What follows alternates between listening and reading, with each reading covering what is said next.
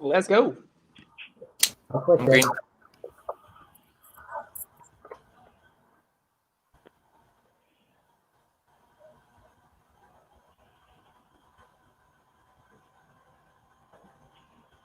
And we are live. Hi, everyone. Good evening.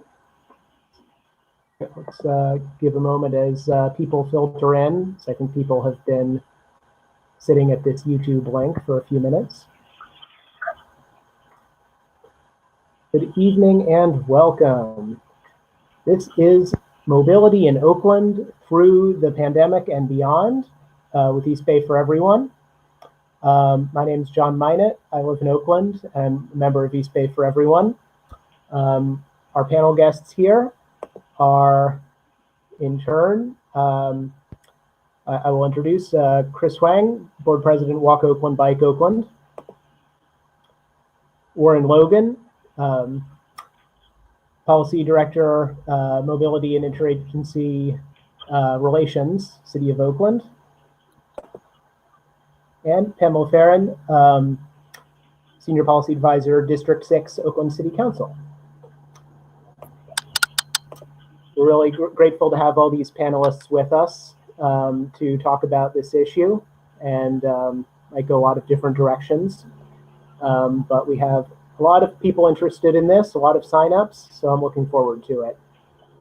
As a reminder, if you signed up, you will have access to a Google form that allows you to submit questions real time, and someone will be feeding them to me.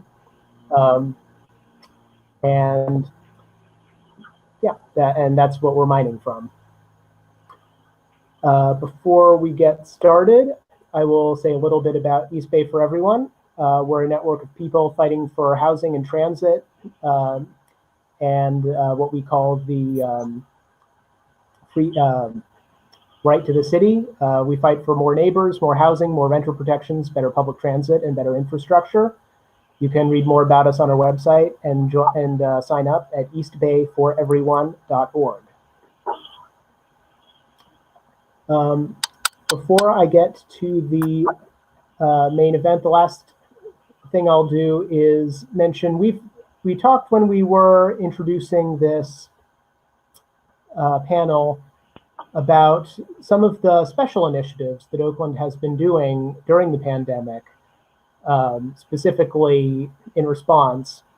And we're probably going to be mentioning those a few times. So since we're all on, so that we're all on the same page and we don't have to keep defining terms, I'll just go really quickly. The things that have been discussed, we have slow streets, which is the Oakland project closing some selected streets to through traffic using soft barriers to create more space for physical distancing and outdoor activities. There's Slow Streets Essential Places, which is intersection improvements to support residents' safe access to grocery stores, food distribution sites, COVID-19 test sites, and so forth. Flex Street, and finally Flex Streets, which I believe is not yet up and running, but is new flexible uses of sidewalks, parking lanes, and streets for economic revitalization, things like outdoor dining, and community engagement like music and performance. So I'm going to start by going around the group and asking if you can individually tell us something about the experience of these more visible new initiatives during the pandemic. What has this been like for you? And what are you seeing as their most good, bad, or improvable points? And because some of you have been working on some of these same issues, I'm hoping each of you can be specific to the experience around where you work, the areas, the people, the communities you work with more than your fellow panelists. So I will go in order this time from top to bottom on my screen, and I will ask Chris Hwang to start. Sure. Hi, everybody. Thank you for joining us this evening. I am the board president for a nonprofit called Walk Oakland, Bike Oakland, and we have been working for more than a decade now as an all-volunteer organization collaborating, coordinating, helping people stay connected with city stakeholders in the planning, design, community engagement, and providing feedback to our city stakeholders about walking and bicycling, primarily for the purpose of improving neighborhood livability, vitality, and sustainability. I know those are very catchy words, and have lots of loaded meaning to, but happy to discuss in a different panel about each of those. As the board president of Walk Oakland, Bike Oakland, what we have as a very powerful tool is actually the ability to mobilize volunteers on projects that are meaningful to the feedback loop around how our public spaces are designed, and mainly to connect neighbors to the city decision makers on what feels the most important to them. In the Slow Streets campaign, our involvement had actually started before there was sort of this idea of the Slow Streets, where our organization had been connecting with Warren and the Department of Transportation on ways to slow down automobile traffic in our neighborhood streets. We have a webpage called slowoakland.org. Please give it a look. So the idea was that we were experiencing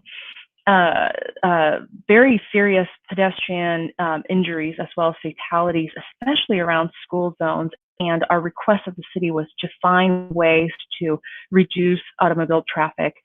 When the pandemic hit and there was an emergency response to creating spaces for our city's residents to use the public space outside of their home primarily, to exercise, to move, to actually be outside, we were called upon because it was very closely aligned with a lot of our past campaigns around slowing down car traffic. It's a different kind of approach. I would say that I am most proud of our ability to mobilize a lot of people, and I'm talking about like hundreds of hours of volunteer time to actually support the work to get the word out about it, because it was actually a very tricky program to message. And one of the things that I would say good, the bad, maybe some areas of improvement, it's a little bit of a reflection of how well or how poorly WOBO as an advocacy organization has performed in building up our civic engagement infrastructure in our communities, because we felt like we only had a very limited reach to certain communities in different parts of Oakland where a lot of advocates are from. And we also felt like we had strong relationships, but not so much in the way that we could call upon a lot of our relationship partners in the community at the moment an emergency response needs to happen. So that was one of the things that we learned, and I'd be happy to expound on more of the detail later on, but I wanted to give my other panelists a chance to talk about that, their role and involvement.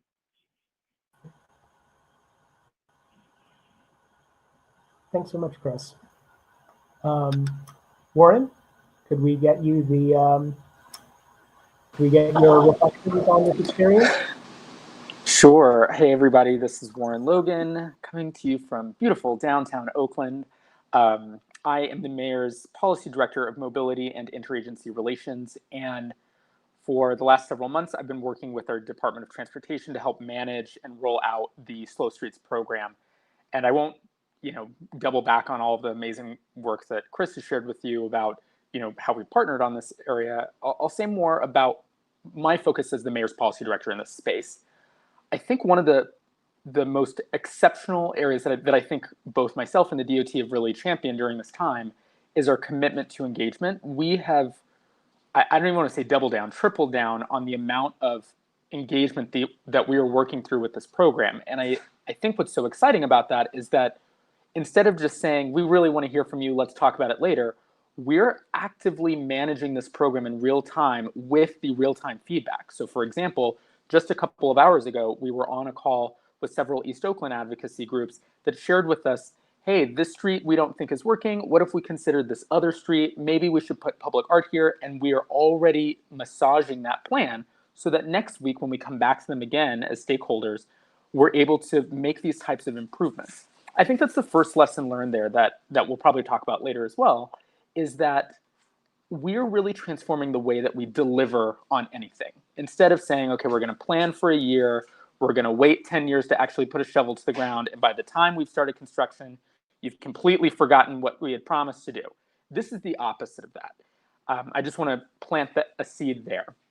The second element that I want to really champion as part of my work as a project manager and as a policy director is to see how enthusiastic not only the Department of Transportation staff members have, really focused on this project, but many of the other parts of the city. It's been really exciting as a government bureaucrat, if you will. I've worked in government for 10 years now, right? Maybe more, to see how exciting staff members, both young and old, are really championing these types of projects, not just slow streets, but essential places, flex streets, which by the way, John, is live, and several other programs during this COVID period.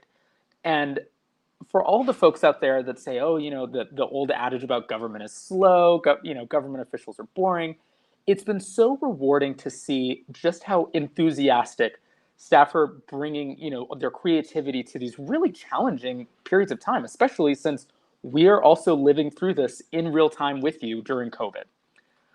I can speak a little bit to the bad and the ugly about not only slow streets, but this period of time and the types of emergency responses we're taking. I also help manage our city's testing program, which we partnered with the County of Alameda's Department of Public Health. And I can say for certain that one of the biggest challenges that is like the bear trap we keep jumping into happily is relying on a trust in us that may not exist.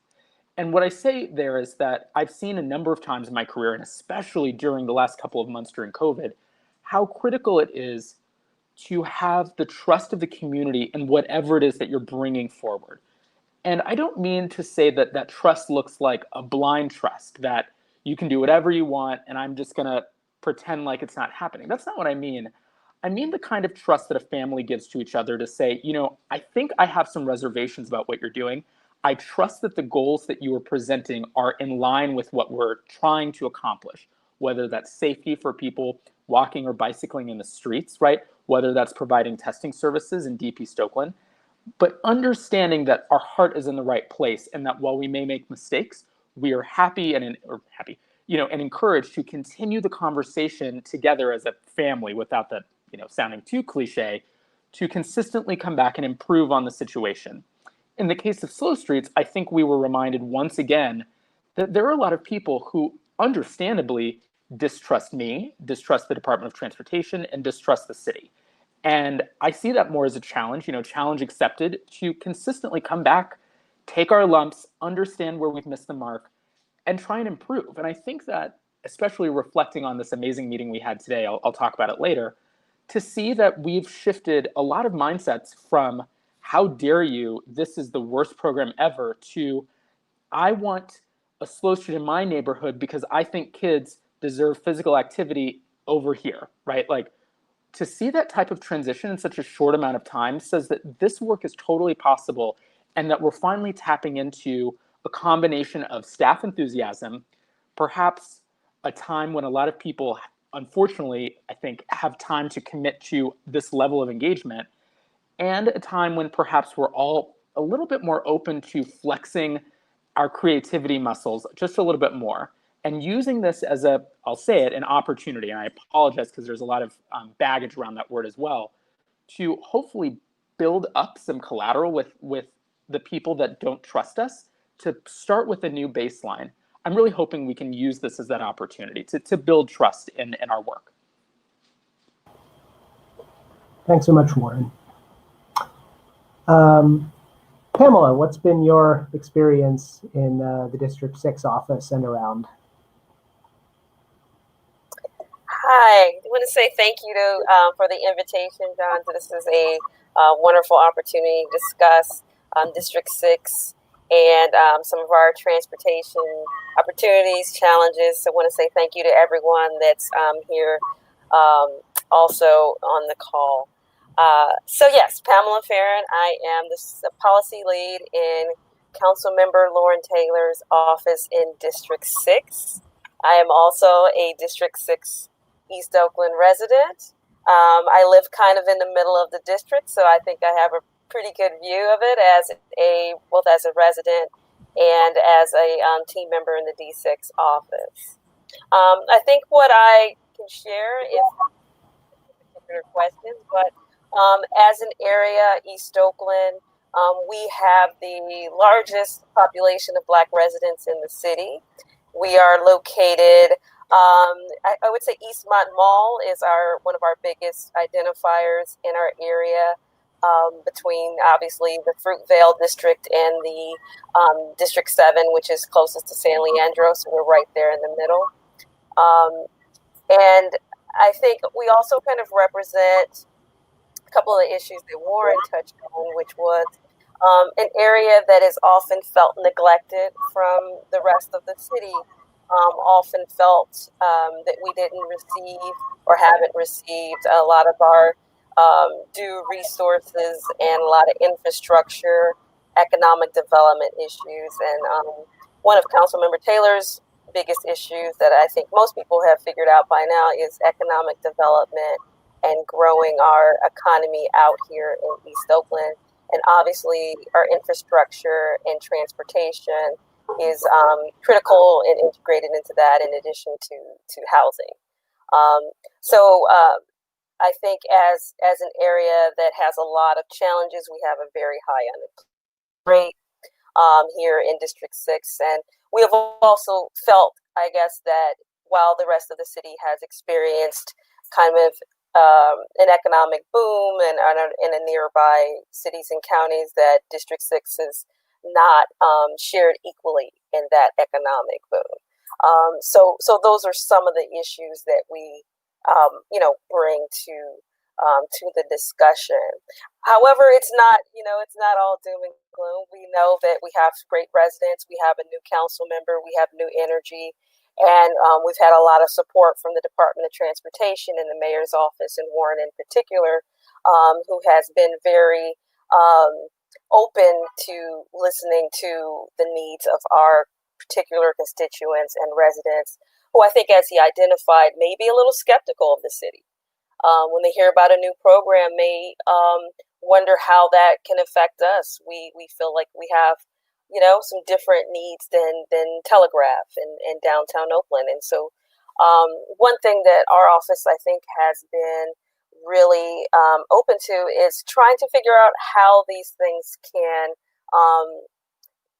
how we can meet that challenge, how these different programs make sure that District 6 is participating in them and how they can benefit us, with the full idea that there may need to be some tweaks. There may need some changes. They may not look the same downtown as it does out in District 6. And just really understanding that and working with the city to make sure that we do participate in these programs just as much as any other part of the city.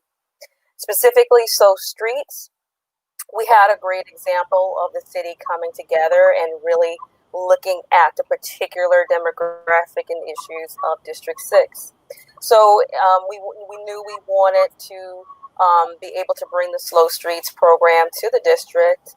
And as you know, again, I've mentioned some of the other issues, that a lot of the COVID-19 issues that are going on have only exacerbated some that we already have. But the Slow Streets did present an opportunity, I'm going to use the word, to deal with some other issues that we wanted to tackle. And so we were very happy that the Department of Transportation joined with, for example, the Department of Violence Prevention. So we were able to bring in our new chief of violence prevention, Chief Cespedes, to kind of deal with some other issues that we can't ignore while we're trying to bring this program out to our district. So council member was very intent on contacting all the neighbors, and we had a really great community meeting between the Department of Transportation, the actual director of violence prevention, and all of us in a meeting together discussing how this program would look like and would work out in District 6, with the full idea that, hey, like you said, it may not initially work out. We may have some kinks. We may have some things that we need to move around and figure, but just being willing and open to it has been really great. And I think it's been a success, and I think our neighbors have appreciated it. We've also taken advantage of the Essential Places program. We have 2 family-owned grocery stores in District 6. We don't have one major chain, but we do have 2 family-owned grocery stores, and there are some challenges with access to one of those grocery stores being located next to a very, high-speed area, and the city was able to bring the Essential Places program to Bancroft, right across from ShopRite grocery store. I think, initially, just like with any change, the neighbors they're not used to seeing these flashing lights. What is this? What's going on? And you see people kind of slowing down and kind of confused and trying to figure out how to navigate this. But I think we do need to continue programs like this in order to make sure that all of the city is sharing in these resources. And looking forward, I don't know of a Flex Streets program. I am really keen on making sure we take advantage of that too, and working with Lauren and Warren, right? Okay, Lauren and Warren, to figure out a good space where we can get a Flex Streets program too, because that is, as we're working on the economic development of the area, we do realize that COVID-19 presented some challenges to that development, but we are confident that we can find a place where that would be appropriate too, so that we make sure all of the city's programs and resources are spread around. So I'll stop there. Thanks. Thanks, Pam. So I'd like to draw out something. We've got a lot of questions. Thanks to everyone in the audience for asking them.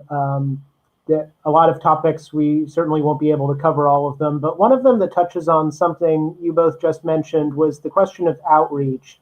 And this questioner specifically pointed out that the pandemic has limited the ways that we had to engage the public. So as you can't have long conversations at doors or sidewalks. If you put out signs, not as many people are going to see them. And so speaking to specific tools and methods, what are you doing with that? I think, Warren, you have some things you can speak to on that. Yeah, happily. It's first, I'd like to start by saying, thank you to whoever asked that question. Many of you probably know that I find engagement, not outreach, a really critical part of the recipe that makes government whole. I think I take an initial challenge to the question, though, which is to say that I think in the case of Oakland, we have used this as an opportunity, to challenge whether or not we should be continuing to engage our community in the ways that we were before. I think a lot of people assume that the way we were engaging before was working, and that's not true. There are so many people, and kind of picking up where Pam left off, that really felt left out with very good reason. And I think that during this period of time, it has forced us to examine new alternatives to the ways in which we connect with people. So as an example, for Slow Streets, we've had weekly Zoom calls. I would say that we are more engaged with these people than we've ever been. Because now, for example, just to be blunt, I don't have to drive all the way across the city to have an hour meeting. I've saved that time that I can commit even more time to these types of conversations. That's one example. The second is through the Flex Streets program. And Pam, I made a little note that if you don't know about Flex Streets, we're going to talk after this, is that we put up signs that said, text this number, Flex, and you can respond to a survey through SMS. And the reason that we did that was because during our initial engagement, through our Zoom calls, people had shared, hey, we actually don't have access to the internet. We can't take a survey that way. We're not going to call 311 every time there's a problem. But a lot of people have cell phones, whether they're smart or dumb, that are able to send quick text messages. And so we have a new digital engagement officer. Her name is Nicole Nedich. And I asked her, what do you suggest here? And she's like, we could have them text message the responses. And I was like, say more about that. And so basically, you can thread a number of survey questions, and it will just spit out one at a time to you through SMS. So virtually anyone now has access to give us that type of feedback. The third option that we've really deployed, and again, I would say that we're better connected than ever, is that all of our meetings are through Zoom, right? Before that, you had to show up to city council to make your voice heard.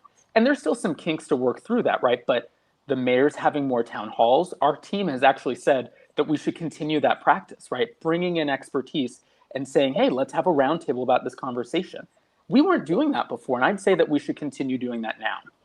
The final area that I want to showcase, and this is just above and beyond, is that we had a series of volunteers that made house calls. We partnered with the census to literally dial people in hard to reach zip codes throughout the city, particularly in District 6, in fact, who we felt were not being heard, and just did what's called the Great Oakland Check-In. And kudos to Ivana in our office, who managed this enormous groundbreaking program to literally call people and just ask them during a time of panic, how you doing?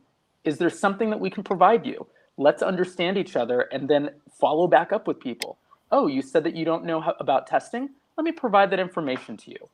Government's never done that before. We've never just, talk about knocking on people's doors. We've never called you and just said, how's it going, right? Like, that is the most neighborly thing to do. And I think that we should stick with that. So I would actually challenge the original assertion and suggest that we are better connected than ever. Thanks. Pam, do you have anything to add on that topic, given that you're partly in the business of the constituency in this kind of engagement? Do you feel like things are improving, or they're? Yeah, and we're still learning, right? This the pandemic has caused us to rethink a lot of things, and but I would say in our area of the city, engagement is key. It's absolutely critical. Again, in an area that may be a little suspicious of the city, a little unsure about the intentions, unsure if this is going to help, if this is going to lead to anything that improves their lives, that this is absolutely critical. We don't really like to start anything out here without engaging the nearby neighbors. We have to, pivot as much as we can. So we have had a lot more Zoom meetings, and I think that has led to a lot more engagement. But we also have to be cognizant that that's only going to reach certain folks that have access to the Zoom. Although we might be surprised, a lot of our seniors are, know how to use those phones and get engaged that way. But also, we have dropped flyers down, to homes, socially distant, but we felt, especially with the Nay Street project, that was absolutely critical just to make sure we were reaching those residents that were going to be the most impacted. So we still had to use some of that old method of outreach, of dropping off the flyers. But we have found at the Zoom meetings and that way of engagement has been really, really helpful. So I am interested to hear more about how folks can, with the cell phones. I'm not up to date. It's hard to keep up with everything. So I am interested in seeing how that can work, because I think it is critical. Also, the piece just to making sure we're reaching the demographics with the different languages spoken out here. So I'm wondering how that works too. We have, a large Spanish-speaking population, and I'm kind of wondering how the signs work with that too, making sure that we're including everybody. So, but absolutely, engagement is key, and we have to be creative. And I'm glad to hear there's some creative ways out there to engage our residents. Yeah, if you wouldn't mind, I would love to add that it's so amazing to hear, Pamela, you are in the seat of government, and literally that there's information about a city program that you may not be aware of, and that's part of the difficulty in also being innovative, but also sharing with the world how much innovation is actually happening. I've served in, citizens committees and commissions, and I still find it like such a deep, file folder of information that unless I was spending a lot of time on it, I wouldn't myself know very much. And so, but I think that is one issue in terms of the communication and the messaging, because perhaps in the community engagement component, we aren't asking the right questions of the community. We aren't, we may have a lot of great ideas and want to engage with folks, but perhaps the way the questions are asked is very difficult to decipher and hard to understand.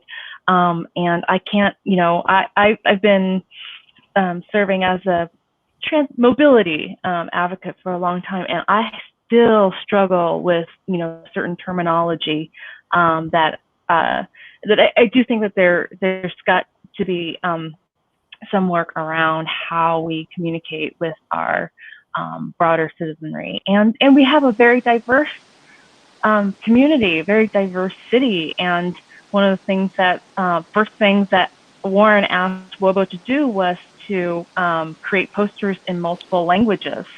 And of course, we shrunk that down to multiple languages in one poster, and to, start evolving and adapting in the way we do our outreach. But there's nothing quite like a person-to-person outreach. I think the most meaningful kinds of conversation have been when volunteers are out in the community supporting with the postering and the messaging, and also finding that neighbors in the street or in their front lawns or on their front stoop, and just saying hello and asking very generic questions, and then understanding how much or how little they know about the program that the city has put out. Chris, I think what's also interesting is that we're also in a time where there's an overwhelming amount of information all at once. So not to put you on blast, Pam, you're going to hate me for this. Maybe you won't. Is that while you were speaking, I checked my email, and I know you're going to say you sent that me I emailed both you and your office about this program, and I think I sent you a text message as well. But what's in that email is a dozen other things, right? Because there's so many programs being rolled out all at once. And so I think there's this balance about what's floating to the top in terms of what's the key message of the day, what are the types of programs that we're pushing.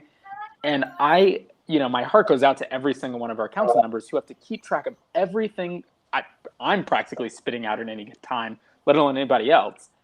And then trying to then disseminate that out to their constituents at the same time, translating that, whether it's, literally in a different language or just in a terminology that's more culturally sensitive, right?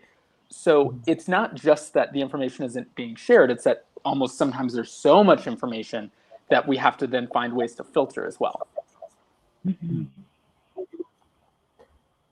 Yeah, it's interesting there, Warren, you mentioned the difficulty of of all the different things to keep track of. And I wonder if there's even a little bit of that in the slow streets, because your iteration is, you're doing all this pivoting and thinking about what didn't we do the first time, what can we do now? But then one of the side effects of that, do you think, has been you have like slow streets too, the slowing essential places, and do you start to get this proliferation problem because of the pivoting, and how do you deal with that? It's funny that you should bring that up, John, because I think that there's some truth to it, is that, the devil's in the details and in the messenger, right? Yeah. A couple of weeks ago, during one of our Zoom calls, someone had asked us if they could remove their slow street and instead have a flex street because they wanted to put a community market on their street. And at first I was going to spend the time explaining that, like, you could have done that on a slow street. But what I realized was that there's this gap in communication where not only is it sometimes unclear, is this program, that program, what are the details, but also what we found during, 30 minutes later in this conversation is that because there was some community pushback, right, against slow streets, it was easier to sort of dismiss the possibilities of that program and then focus on something new and something, that had a different name that didn't get weighed down by that baggage. And so to some degree, I actually appreciate that we have these different iterations because it allows us to, demonstrate that we're consistently adapting, right? That I think that even if it's confusing a little bit, the storyline is actually quite clear. We got feedback from the community that said that slow streets weren't working in their neighborhood. They'd rather have safe crossings to the grocery stores. Great, essential places. We got feedback from businesses saying, hey, what about my slow street? I want to be able to, have lunch outside or whatever. Okay, flex streets. Okay, but what about my kids being able to, play out in the street? So here's a fun one for you. We are, just for all of you out there, we are now circling back and are going to, I think we're going to call it play streets. We'll see. But we're trying to develop a youth development program with our parks director to figure out exactly this problem, right? Like, kids need a lot of physical activity that they normally receive during school times, and they are stuck at home behind a computer screen, behind an iPad, behind a cell phone, right? Parents call us and say, oh my gosh, come get these kids, right?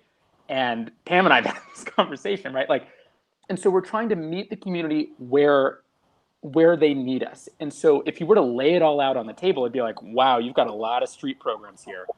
But for each of the different folks, whatever resonates, they hold on to. Forget the rest. Sorry, Pam, I cut you off. No, that's okay. I was cutting you off. I remember now with the flex streets, because we actually had a conversation about it. So I don't want to say that I didn't know anything about flex streets. What I didn't know was the signs and that part of it. That part of it I hadn't really gotten into. But the flex streets, yeah, we had talked about it, and you had sent me a couple examples. And where we were was I was trying to figure out where we could do it, because like I said, in our district there's some more challenges, and we wanted to make sure that we were going to put a flex street, if we were going to take up a parklet, for example, that we were doing it in a way that was safe in some areas that had some challenges with people driving too fast down the street.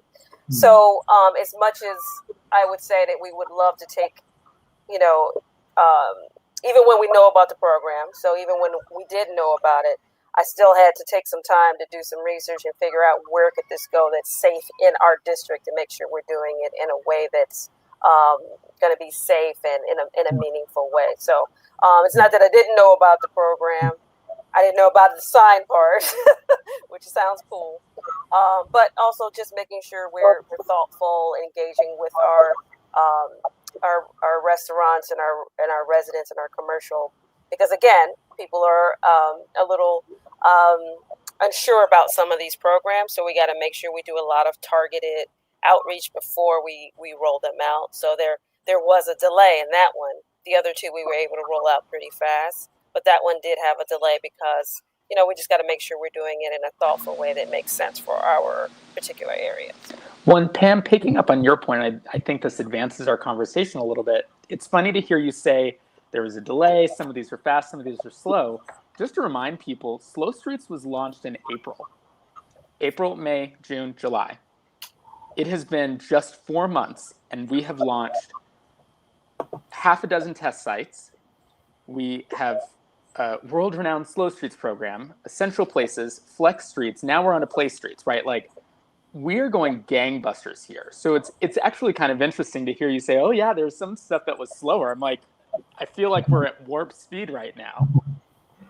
I want to go back to something you mentioned, safety earlier, Pam.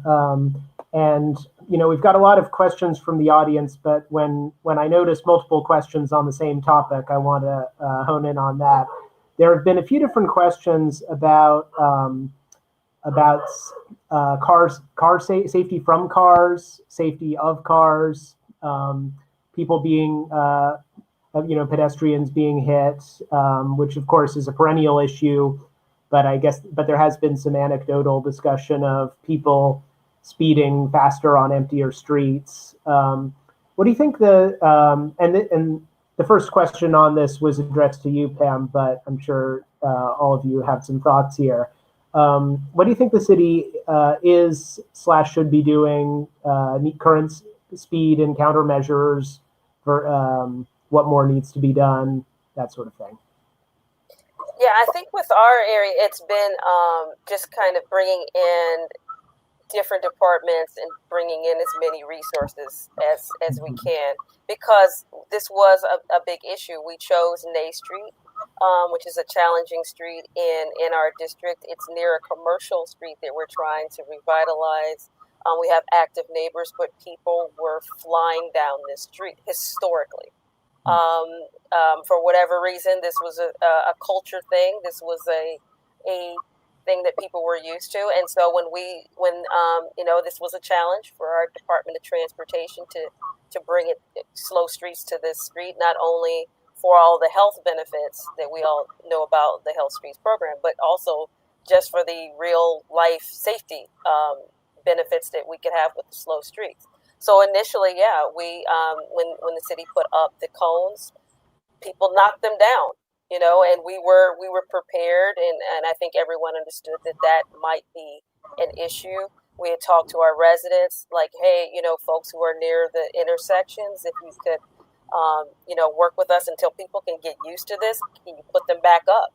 Can you move the barricades back? So we had a lot of active neighbors who were aware of the city's goal with the program, and engaging those neighbors and asking them, hey, if people, most of the cones were getting knocked down at least at night, so at least it wasn't a huge safety issue, but it was still there. But just engaging with the neighbors and asking them, hey, can you move them back when people, so that they get used to it, like, hey, you might move it, but it's going to get moved back.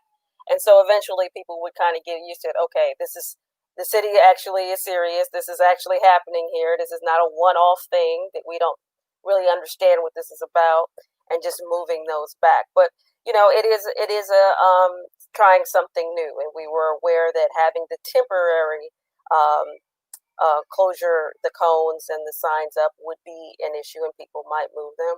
But still thought it was worth trying out in this area because of all the other benefits that we know about. Some intersections, I believe they may have asked for an OPD officer to maybe just take a look and watch what's going on at certain times of the day, if that was an issue. So we did have some interdepartmental help with that. And then, I mean, I'm going to be honest, even the Department of Violence Prevention, like, hey, can some folks go out, which is what they do, talk to some of the folks that are driving too fast in the area, or some groups that are hanging out in the area and talking about the program. So all of those different city functions, I think, helped to help make that area a success. But we do have to be, vigilant and engage our neighbors. And it's not going to always work the first time, but we're committed to bringing these programs to East Oakland. So hopefully that helps answer the question. Pam, adding to your point, and it's funny, all of this happened like just a moment ago. I'm like, oh yeah, that was such a long time ago. I think the other thing, this is also a lesson learned, but I think a lot about speeding in Oakland, that it is not only representative of a culture, a history within Oakland that, for as much as people say about sideshows, that is still part of our culture. And there's a reason that people are behaving this way, and we shouldn't just dismiss it and say, you should stop. I mean, you shouldn't be driving 100 down Bancroft at all. But I think that we need to ask some deeper questions, like, why are you doing that? Because unfortunately, I've attended a number of pseudo funerals for children in these districts where people, in one hand, will say, this is absolutely unacceptable, and also, I understand why people behave this way. And I want to unpack that more. I want to understand how to, frankly, redirect that behavior towards something more positive. And I don't mean for that to sound trite. I'm going to give an example here. I grew up in San Diego, and for anyone out there who's familiar with San Diego, the Qualcomm Stadium, which is in Mission Valley, is a lot like our stadium here at the Coliseum. Huge parking lot with a little recreation area in the middle. And for a while, the city actually had a similar sideshow and speeding problem. And what they did was they actually encouraged people to go to the stadium.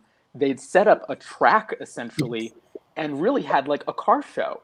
And so it was able to sort of redirect that energy and provide a space for it that said, we respect this culture. We want to place it in a sandbox that's more safe, so that you're able to get that energy out without getting it out next to our schools, next to our facilities, right next to our homes, in our neighborhoods. that's like the first thing that I kind of want to unpack. And Pam, I'm happy to partner with you on this. I keep planting the seed with a couple of folks, is like, how do we move the sideshow, not just say stop the sideshow, right? The other part, though, is frankly, I think people are really bored, right? Like really, really bored and frustrated and in pain during COVID. And so, while absolutely, Pam, this was an issue before COVID. You know, I live in downtown. I see this a lot, and I've lived down here for 10 years. I've never seen people speed up and down these streets like this. And I think a lot of it is because, you know, it's not only fragile masculinity out on our streets, but I think people need something better to do with their time. And when you're stuck inside all day, not that I'm saying this is okay, but it's like I think all of us are going a little stir crazy, and we're letting it out in a number of ways. And I think that this is one of those ways that we're seeing. So perhaps, you know, what this might look like, to Pam's point about partnerships with other departments, is not only looking at it from a transportation aspect, but looking at it from a violence prevention aspect, looking at it from a youth development aspect, right? Like maybe the resolution to speeding in downtown is setting up culture fairs around the lake, right? They don't on their face have anything to do with one another, except that people need to drive that energy into something else. And I really want to explore what that looks like with our council members, with our community stakeholders, and with our interdepartmental effort. Thanks. Yeah, no, and Pam, I'm really intrigued by that thing you mentioned of DVP employees talking to people, because that sounds almost exactly like the non-law enforcement public safety work that everyone is talking about, just starting to happen on the down low, which is great. So we're running low on time because I want to keep this to an hour, because I know these things can be draining. Another thing, so we've been talking about the visible initiatives, and I wanted to pivot a little to the stuff that is not being talked about as much. Specifically, Oakland, and especially East Oakland, now has the International Bus Rapid Transit System coming online very soon after many, many years of construction. Of course, this is not a city project. This is AC Transit in some coordination with the city, as I understand. Could we hear a little bit about the status there, about the lessons learned, about what's gone better or worse, and I'll throw that to anyone. I'll start. How about that? I'm going to say this as respectfully as possible. So the first thing I'll share, and this isn't against you, John, is that it doesn't really matter whose project it is. Like, people don't care that it's an AC Transit project or a city project. I still get yelled at just as much as everybody else at AC Transit, because I can't tell them, oh, not my fault, it's AC Transit. Like, and I want to kind of start there. And the reason I say that is because it is incumbent, especially on the city, given that AC Transit doesn't own the right of way. We have a joint responsibility in the way that transit is run in the city. I'm going to start there. The project is almost done. You probably, if you looked outside many of your windows right now, you will see the test buses running around. They're starting to take off the plastic around many of the signs. Like, we are almost live with this program. I think that throughout this process, we've noted a number of really significant challenges that, frankly, both AC Transit and the city of Oakland, you know, we did this before we had a Department of Transportation, really are going to have to reconcile at the end of this project. And I've actually already prompted this sort of, let's just kind of, you know, normally I'd say let's grab a beer and hash it out, but a socially distant beer, I suppose, to really unpack, like, what were some really great opportunities that we missed? What were some things that we did well? And, like, where did we just go way wrong? And I'm going to start actually backwards and say that we really messed up on construction impacts. The fact that nearly every business along this corridor is furious with a project that was designed to help them is a problem. I'm just going to say that plainly. I also think that the length of time it took to roll this project out is too long. And whether that's a product of Oakland, whether it's AC Transit, or it's probably something a little bit broader around state funding and federal funding, right? Like, we ran into CEQA challenges, we got lawsuits, right? Like, there's a whole structure around this project that we also need to address. I think another part that a lot of people don't realize, and I think, Pam, one of my first talks with you was about this issue, is that for me, there were some missteps that we shouldn't have ever compromised on. So, if for anyone who's out near East Oakland, along International Boulevard, East 14th Street, anywhere you see stamped concrete on the median, that was originally designed to be landscaping. And I share that with you because this project was originally designed not only as a transit project, but as a corridor beautification project, something that the community could take pride in. And I think that we really missed that opportunity. And so now, don't get me wrong, I'm the transportation guy. I'm so excited to have a rapid bus running down the street, right? But considering the deep engagement that we've had for years now around this subject and how upset people are about it, we need to reconcile that. We need to apologize for the missteps and make policies moving forward to make sure that we don't keep making those mistakes. But I think for our first BRT project, this sounds glib, but it could have gone terribly wrong. But that's not to say that there is not plenty of room for improvement. And I think this is a good case study to move forward as AC Transit, the city, and the county look towards other bus rapid transit improvement projects such as San Pablo. Thanks. Chris, I know I haven't called on you in a while, but I think I need to let Pam speak to this since this is for sure. the area. BRT, bus rapid transit. Where do I begin? I think one of the first things when I started this job over a year and a half ago that I was kind of taken aback was this idea of this will make it faster for people in East Oakland to get downtown. And I thought to myself, well, doesn't it go the other direction too? So, thinking about it that way, well, isn't this an opportunity for people downtown to get to East Oakland and out to our businesses? So it was just kind of, something that was kind of unfortunately used to hearing out here in East Oakland, where the idea is to everything's downtown and not really thinking about what's going on out here. So that was kind of my first my thought of it. But there's been some good, some bad, some challenges for sure. One of the things, again, we're trying to do is activate our businesses, economic development, and our businesses on the BRT. I think everyone knows we're really hurting. And what does that mean for businesses in District 6 versus downtown? We have businesses that are already struggling, that are already barely making it on the brink. We have so few of them that any disruption to them causes a lot of panic and a lot of uncertainty. And I think that was a major issue with the BRT project, is that this will be great once it's finished. And I guess that's with any transportation project, because I'm not a transportation expert, but it's always this, once it's done, it'll be wonderful and you'll be glad it's here. But I think for the businesses and the residents, it's hard to see that, one, when you have a distrust just generally of the city and the government in general, but then also when you have the real life challenges of making sure that you're able to sustain your business in some already difficult economic circumstances. And so I think that was just another major one, was making sure that, our businesses are able to survive. To be honest, there was a lot of challenges with them vocalizing what they're asked for, what do they need. And there was folks that went out to speak to them about, but if they're putting too many requirements on the assistants, then they're just going to say, you know what, I'm not going to bother because I'm just on the brink. I need to run my business, and I don't have time for your bureaucracy, even if it means I'm going to get some funding. So we had those difficulties of the businesses not wanting, not trusting, not wanting to open their books maybe, but also just not having all the technical assistance in order to be able to take advantage of some of those assistance programs. So we just have a lot of frustration and compounding issues. And then, for around the BRT, you still have residential neighborhoods.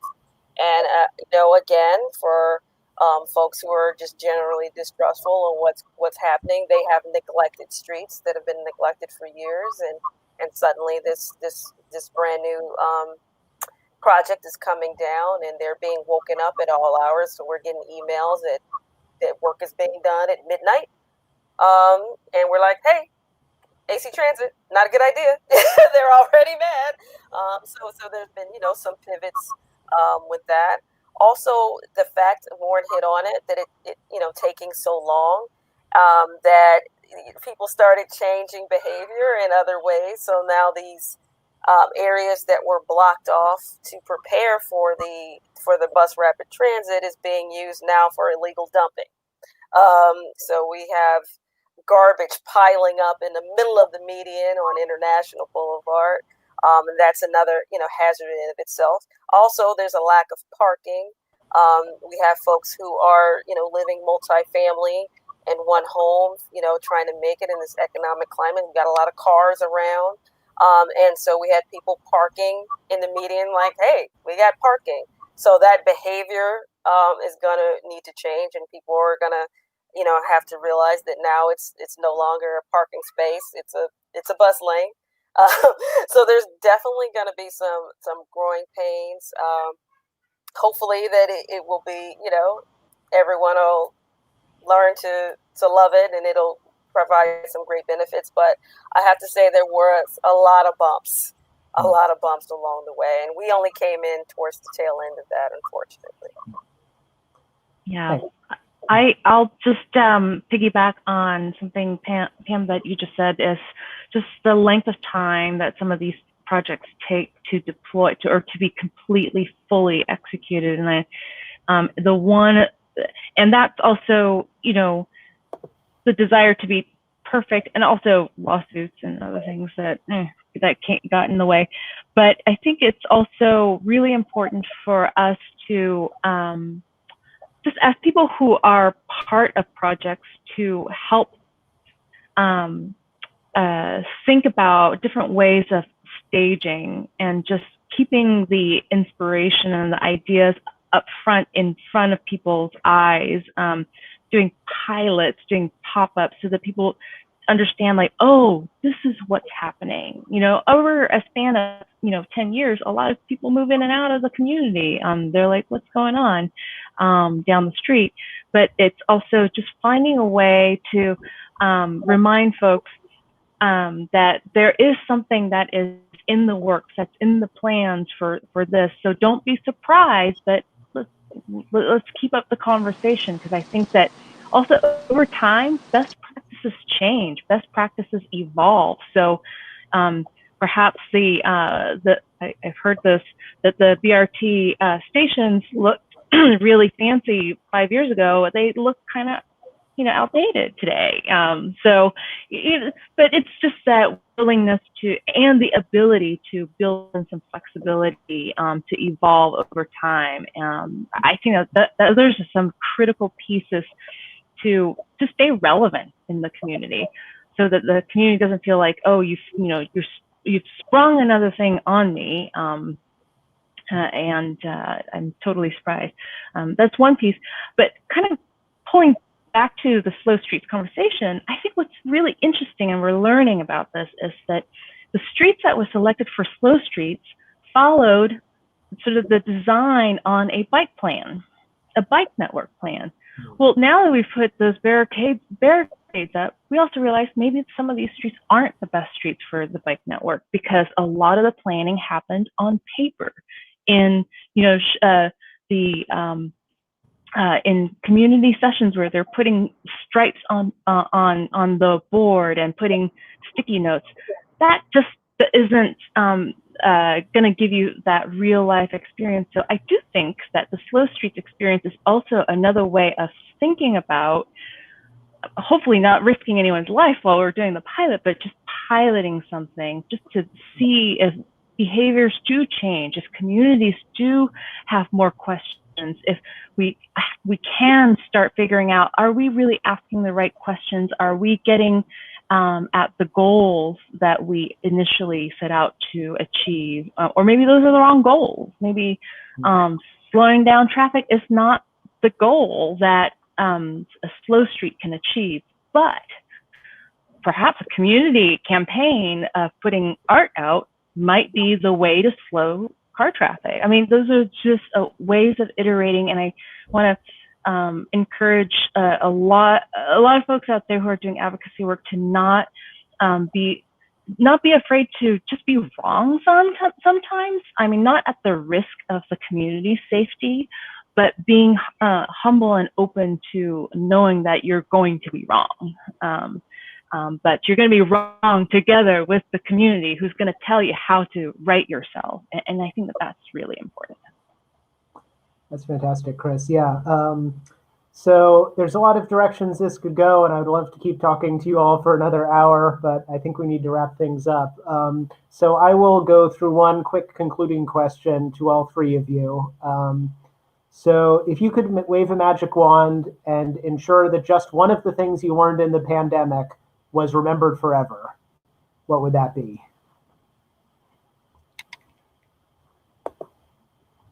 Besides how not to have a pandemic.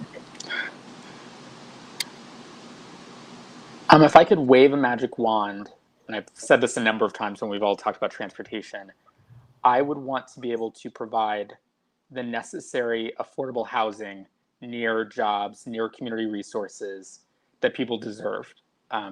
Because I think that that's, frankly, the leading cause of all of these challenges that we've seen, not only for transportation, but now exacerbated through COVID, is that people are forced to live in communities that don't have resources. And then by extension, we've disinvested in those communities as well. So providing affordable housing in resource-rich areas would resolve so many of these issues. So if I just wave a magic wand, I would do that. Money, no object, of course. Thanks. Pamela? My magic wand, I would want to just revitalize our commercial districts. And while housing is very important, we also have to remember that we need to have some services and the same kind of access that the other parts of the cities do. So we do not have an active commercial area like when we used to. So we know that it's possible. We know that it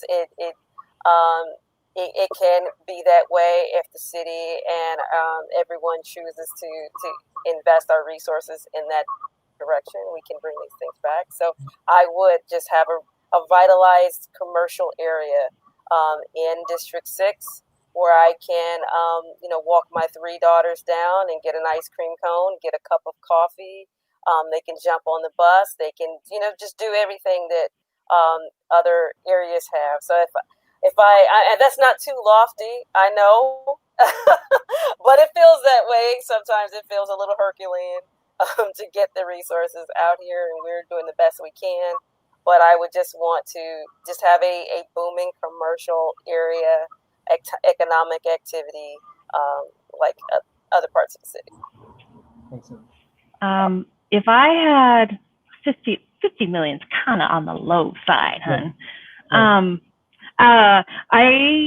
I think universal basic income or universal healthcare coverage. If we think about how much people worry about just life-sustaining basic needs, my God, it's just wrong that we have such disparities, and I don't know how to climb out of that unless everybody can fulfill their basic needs. Thanks so much, everyone. Sorry to the audience that we weren't able to get to all of your questions, but thanks for participating so much. Thanks to all of our panelists for putting in this time and as well as prep time.